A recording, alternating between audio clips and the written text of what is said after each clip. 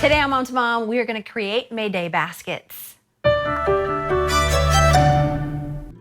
If you're looking to spread a little extra joy by the end of this weekend, we can ring in the new season by creating these May Day baskets. It's a fun little thing to kind of tell your neighbors that you appreciate them, or if you want to take them to your office and maybe just hang them on the doors of your coworkers.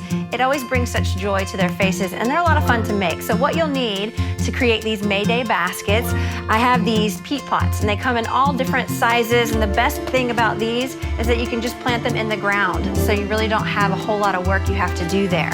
I got some extra potting soil. I went and scooped up some pretty little flowers from the local flower shop, and they're not hard to find, fairly inexpensive. And then I created on cardstock my own little sayings that says Happy May Day, or you could say whatever you want to with that. So all you need to do is take your peat pot, create the holes on the side for your ribbon, and I like to use an X-Acto knife for that. So basically all you need to do is kind of cut a little hole, tie a knot on each end, and then you have your ribbon to hang on the doors. And then put a little bit of potting soil in there, take your plant, stick it right in the peat pots, and then add a little extra potting soil, or if you want, you can just stick the little plant in the peat pot and put some moss around it.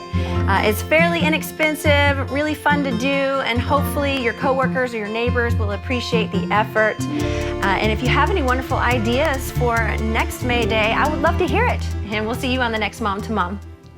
Mom to Mom is brought to you by Perspectives Paint, Wallpaper, Window Treatments, and Upholstery.